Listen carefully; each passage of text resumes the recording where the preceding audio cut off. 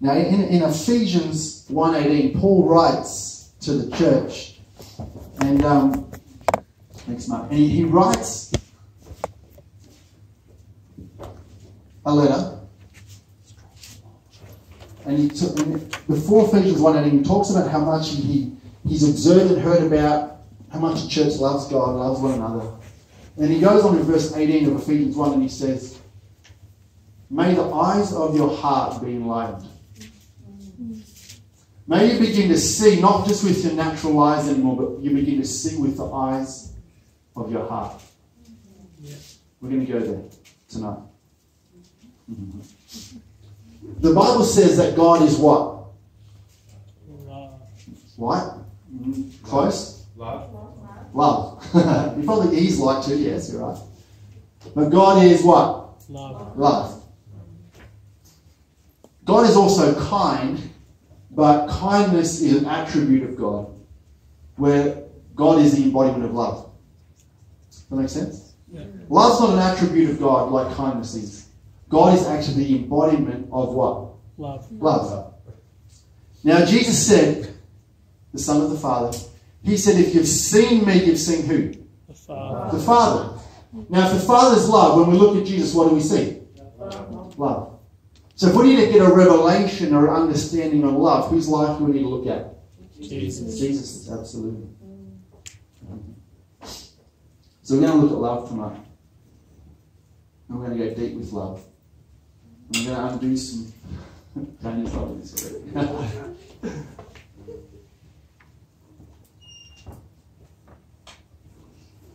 God is love. Jesus says, you've seen me, you've seen the Father. So to get a view or a revelation perspective on love, we look at Jesus. Now it says this in Matthew 14, and when Jesus went out, he saw a great multitude. He was moved with compassion for them, and he did what? You know? Healed their sick. Compassion is a derivative of love. It's one of love's expressions. It says here, Jesus, who represents the Father's love, so Jesus is love. You see me, you've seen the Father. He was moved with compassion when he saw the great multitude, and he healed their sick. He wasn't moved by their sickness, he was moved by them. One thing Mark Greenwood taught me myself and my family on the weekend was, don't look at the illness or the infirmity, look at the person. In Acts 3, when they come to the gate beautiful, Peter and John, it says, they looked intently at the beggar and they said to him, look at us. And then he was lame, he was healed. Part of becoming love is actually not looking at the infirmity and seeing people as projects to be healed. It's actually looking at them as people, as sons and daughters. That's good, Jeff. He was moved with compassion and healed the sick. Mark chapter 1, verse 41 to 42. And Jesus, moved with compassion, stretched out his hand and touched them. And he said to them, I am willing, be cleansed. And as soon as he had spoken, immediately the leprosy left him and he was cleansed. But what was the key? He was moved with what? Compassion. The Bible says that God so loved the world that he what? Gave. Compassion actually demands an action. Compassion by itself is not compassion. God looked at humanity and he was so moved by what he saw that he gave. He poured out heaven. He poured out his Son onto the earth.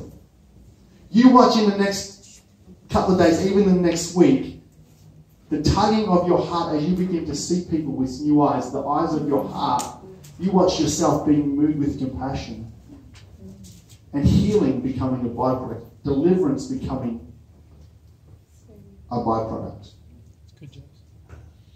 The word compassion in the dictionary means this: a feeling of deep sympathy or sorrow for another who is stricken by misfortune, accompanied by a strong desire to alleviate the suffering. Compassion demands an action.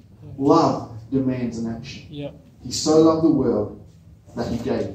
God set the example for what that looks like. The Greek word for compassion is, it's very hard to pronounce, Splaxniximaya. That's what Google tells us.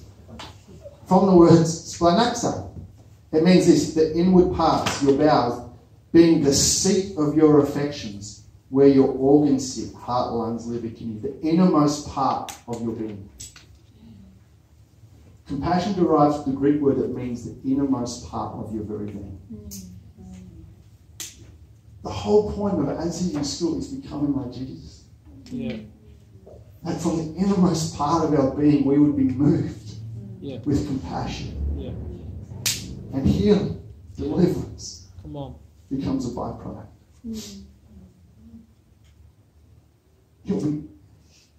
The pearl of great price, Matthew chapter 13, verse 45 to 46.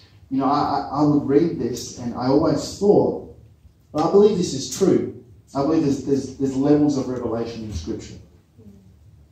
So someone can read a Scripture and get a revelation, someone can read Scripture and get another revelation, but they're not in contradiction, they actually complement one another. And so I always read the pearl of great price, and it says this in Matthew 13, verse 45 to 46. Again, the kingdom of heaven is like a merchant looking for fine pearls. When he found one of great value, he went away and sold everything he had and bought it. I always thought that was us, and Jesus was the pearl of great price.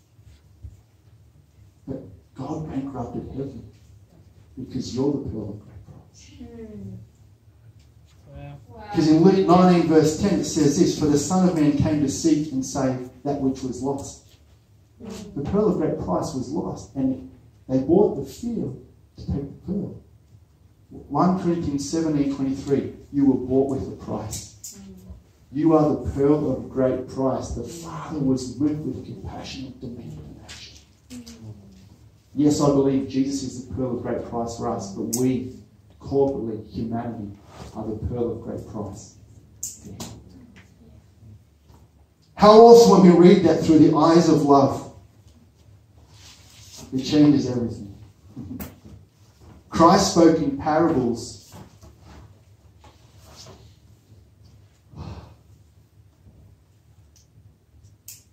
to sometimes conceal truth, not always reveal it. So that we would actually search it out.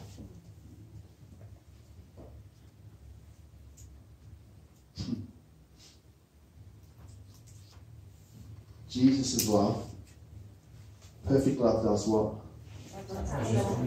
Casts out fear. Let me ask you this, is it possible to never have fear again in your life? Yes. Yeah. Is it possible to live every day of your life and never have worry, anxiety, depression, or fear ever again? Yes. Yes. Yeah. Hallelujah. Amen. I don't need it. Well, I'm out of here. You see what happens? Sometimes we share this and people live by experience, not the word, or they bring the word and manipulate it or massage it down to the level of experience. Because experience says, yeah, I have fear in my life, so I'm going to find scriptures that I can manipulate to fit that. But the Bible says perfect love casts out fear. Christ in me, the hope of glory. If I have perfected love living in me, it's totally possible to live a life completely free from fear. You guys are already on that path. That's so cool. Is God infinite? Yes. Yeah. Then so is His love. Whoa. Good one there, mate. His love is greater than the size of creation, earth, stars and planets. Because He is love. Just let that sit for a minute. We're going to become love over these next 12 weeks. I'll do this. I've had an awakening to love even in the last week, just with the General's Conference and having people over in my house. Completely hit me from left field. Awakened me up. And we're going to go there corporately. Tell the story. No. I'm not going there tonight. You couldn't handle that. I'm still processing that. Psalms 117 verse 2. For great is his love toward us, and the faithfulness of the Lord endures forever. Yeah. Praise the Lord is what it says. So Matthew 26 verse 56. Jesus is being crucified, and who fled when he was being crucified? Disciples. All his disciples. Did all of them flee? Who reckons all of them flee? Lift your hand up. Yeah. Okay, what does John chapter 19 verse 26 say? Someone read that out. What is it? John chapter 19 verse 26. I'm hoping this is the right verse. It's all in the one. Someone has that, read that out.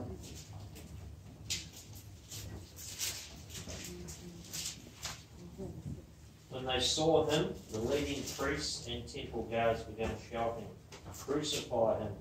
Crucify him! Take him yourselves and crucify him," Pilate said. "I find him not guilty."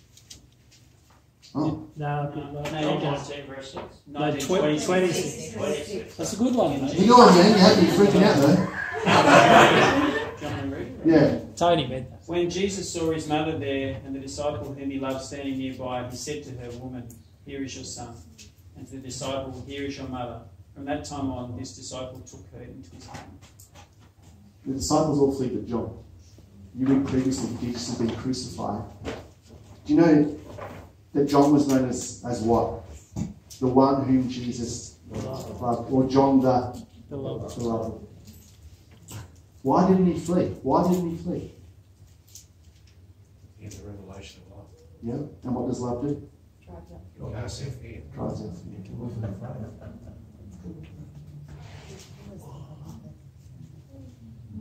John the beloved.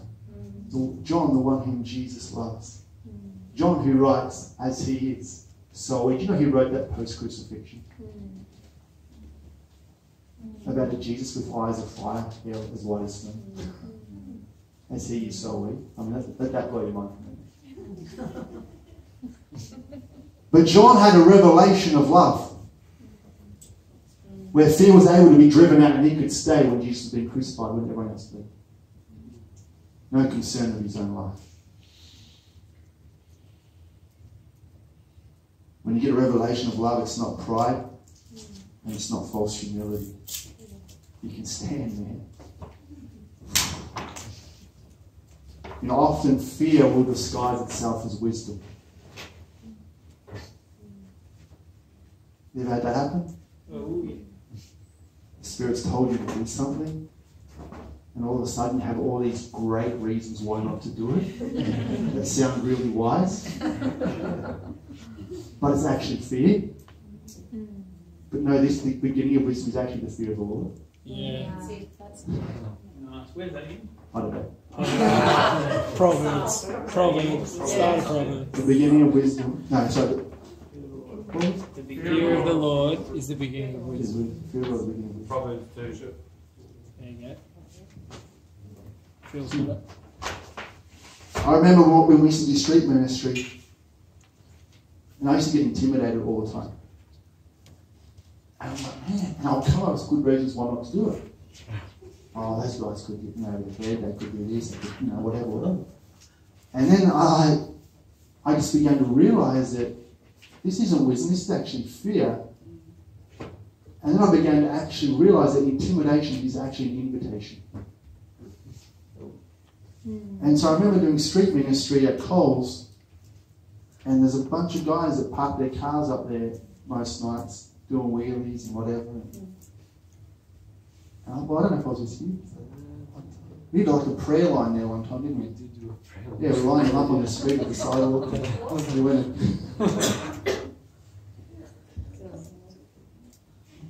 But you know, in my mind, these guys are going to reject the gospel. They're going to hate us. They're going to shout us down. They're going to do this, this, and this. And it sounded wise, but it was fear. And as soon as I realised intimidation was an invitation, I'd be like, I eat fear for breakfast. I eat fear flakes. So very hardly how they're saying. And so now, when I'm on the streets and I feel intimidated, it's an invitation, man, because perfect love drives up fear. Even if I was to share the gospel 100 times and get rejected 100 times, can I still go again? Yes. Yeah, absolutely, because they're not rejecting me, they're rejecting Jesus. That's for another time, evangelism. You're going to be walking free of fear. And you're going to know when intimidation comes in. Now, it's going to be in your head, oh, this is an invitation for me to actually break through fear and begin to share the gospel. Because you're becoming love. Fear is faith in the opposite realm. And say it again. Fear is faith in the opposite realm. The kingdom of darkness is not an equal opposite to the kingdom of light. Like sometimes we treat it like that. Yeah. You can have an ocean of the kingdom of darkness and one drop of the kingdom of light, and the kingdom of light of one drop will defeat the ocean every time. That's good, James. Every human being has two primary emotions, fear and love. Fear or love.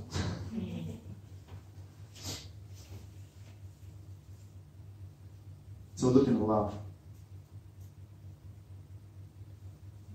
And I believe that truth can have dimensions to it. That some truth can be weightier than other truths.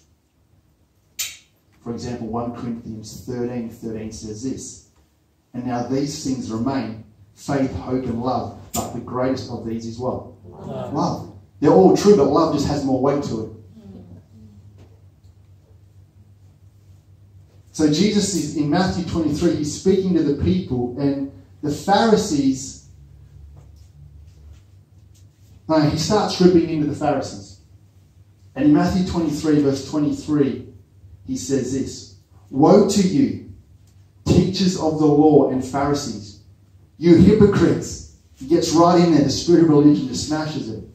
You give 1/10 of your spices, mint, dill and cumin, but you have neglected the more important matters of the law, justice, mercy and faithfulness. You should have practiced the latter without neglecting the former. It's good that they were giving 1/10.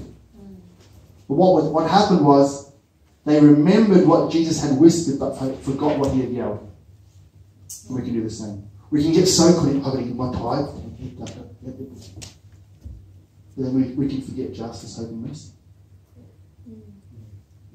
There's a food pyramid to truth. You think of the food pyramid in the natural. On the bottom is the stuff that you should be eating every day. Fruit, vegetables, your greens, and the higher the food pyramid gets, what happens? The less healthy food, because the pyramid's like this. And right at the top is donuts, right? But what happens is the Pharisees had turned the pyramid, the spiritual pyramid, upside down, and what they've done is they put the things of faith, justice and mercy down the bottom, and sticking to the law, ticking all the boxes, the do's and don'ts, giving their 10% at the top. And Jesus comes and just flips around. Yeah, give you 10%, do that, cool. But don't forget the weightier truths.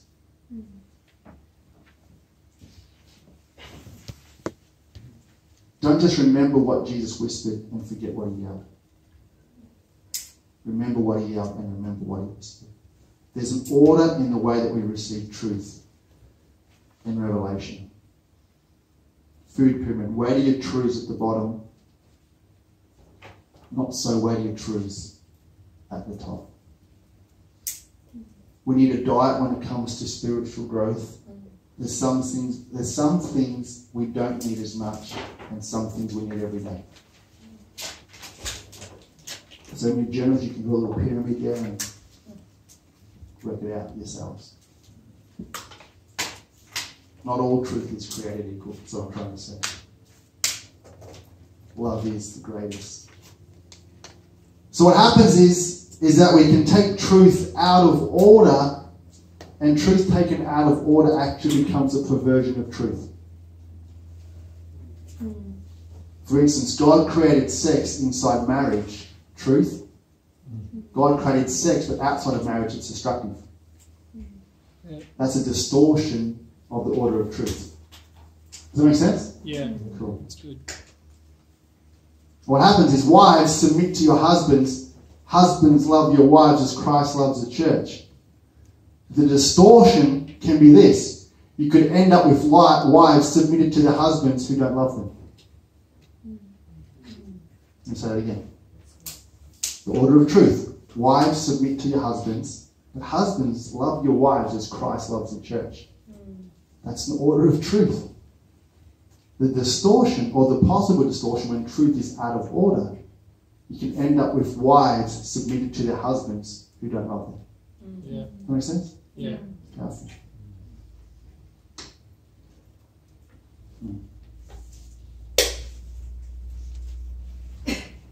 And it goes on and on and on. There's more examples, but I'll skip them right now.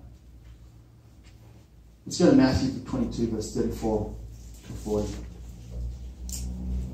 And Cliff, do you mind just bringing a phone and just lighting this up for the moment so I can see? So Matthew 22, verse 34 to 40. I'm going to do a little illustration in a moment just to drive this home.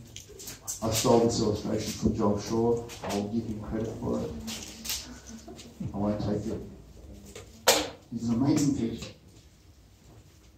Matthew 22, verse 34 to 40.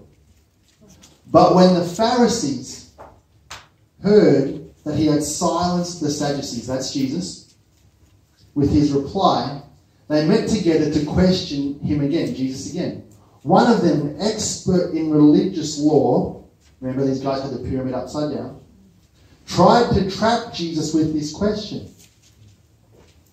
Teacher, which is the most important commandment in the law of Moses? Now these Pharisees knew the law, right? They knew the 613 do's and don'ts, which we're going to look at in the next few weeks. Verse 37, Jesus replied, you must love the Lord your God with all your heart, all your soul, and all your mind. Literally, everything you have, you love Jesus, or you love God with. Verse 38. This is the first and greatest commandment. A second is equally important. Love your neighbor as yourself. Now, verse 40, check this out. The entire law and the demands of the prophets hang on these two commandments. First of all, Jesus has silenced the Sadducees. Now, the Sadducees, let me just give you some context here. They were wealthy people in powerful positions, more interested in politics than religion. They were part of the priestly Jewish sect. They differed from the Pharisees in the interpretation of the Bible. So they were just religious nuts. But they were seen as leaders of the day. They were the Sadducees. Jesus has already silenced them. Shut them down. Now, we read that the Pharisees now want to have a go to see if they can trip up Jesus. Now, remember the Pharisees and the Sadducees? They don't quite see eye to eye on everything. The Pharisees are in opposition to the Sadducees. They mingled more with the common man. They gave strict observance of Jewish tradition and the law. They were self-righteous, religious teachers and leaders of the day. Okay, so Jesus has shut down the Sadducees. Now the Pharisees came with this question. Teacher, which is the greatest commandment in the law? They're looking to trip Jesus up, right? That's the whole deal, man. If we can just get him tripped up, we can catch him out. But Jesus smashes it with this. We just read that. This is the first and greatest commandment. Love the Lord your God with all your heart, soul, and mind. The second is like it. Love your neighbor as yourself. The law, which you guys are so caught up in, he didn't say that, but the law and the prophets hang on these two commands. Now, Tim, do you want to just bring this out a little bit? I've got a champagne pyramid here. Who's seen the James Bond movies where they stack the champagne glasses to the ceiling? Yeah? Anyone seen that? No? Yes? No, right? Okay, so this is a miniature version. This is a miniature version with, no, just this one. Miniature version with plastic cups and pink blue tack holding together. So this is my beautiful champagne pyramid sculpture. Yeah. So just get that in your mind. Just imagine it's massive. Just imagine there's actually 614 cups. Okay, 613 cups representing the law, the do's and the don'ts. The Pharisees actually had tassels that would hang off of their garments, and every tassel would be woven with 613 threads. Every tassel representing the law.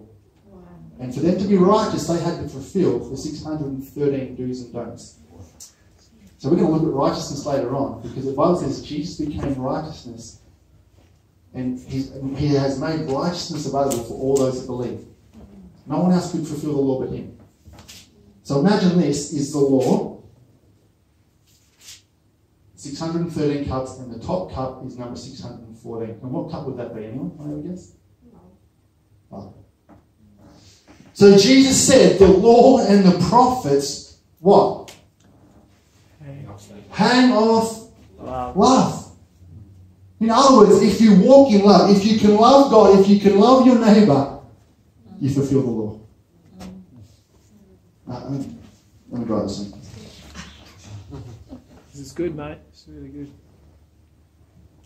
So each cup represents one of the laws. The top cup is love. All the others are the do's and don'ts. So what this cup on the side here, that could be like, for example, I don't know the whole 613 laws, so let's just make some up.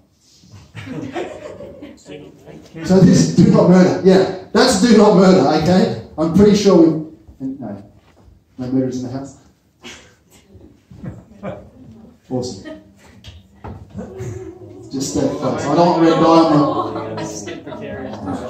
Well, there we go. Beautiful. All right, so what could some of these cups be? Some of the things that you feel you may have to do to be righteous. What could some of them be? Keeping the Sabbath. Keeping the Sabbath. Beautiful. Don't touch a dead body. Don't touch a dead body. I'm not looking to do that anyway. What else we got?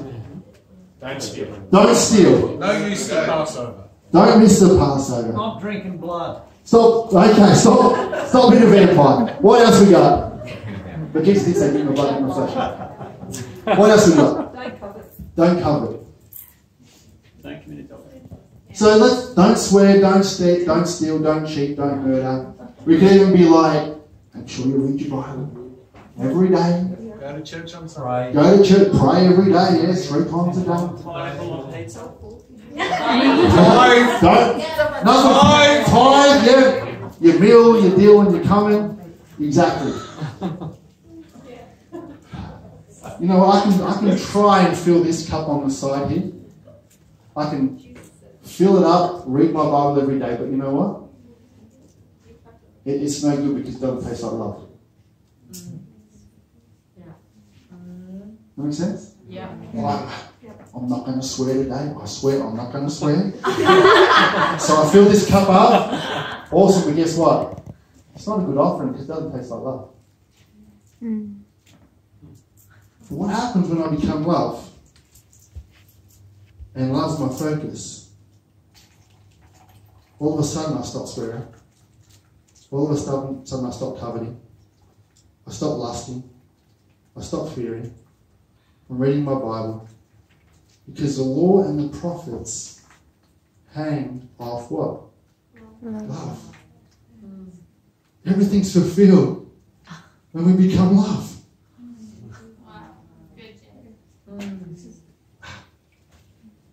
Don't knock it out.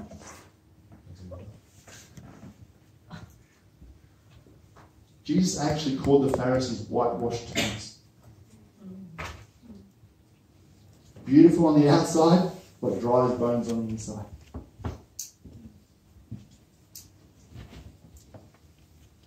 Unless truth is red in colour it can be out of order.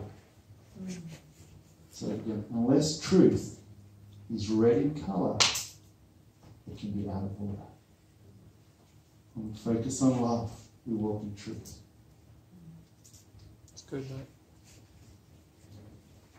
The Pharisees loved to speak the truth, but Jesus spoke the truth in love. And that's the difference.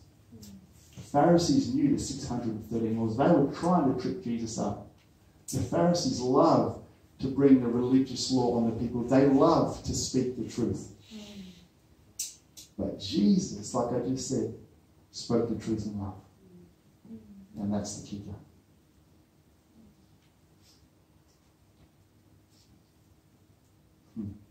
Just never get bent on wanting to speak the truth without love. Even though you've got it. I've seen people who know the truth and they walk around with critical arguments, nitpicking everything, because they're loving to speak the truth. And I've had people come against me and write stuff and say stuff. And I would respect it and I would receive it, but come in love and speak the truth. Don't just love to speak the truth.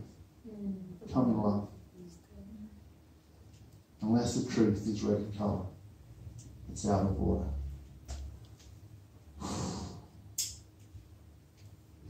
Ephesians 4, verse 14 to 15. Then we will no longer be immature like children. We won't be tossed and blown about by every wind of new teaching.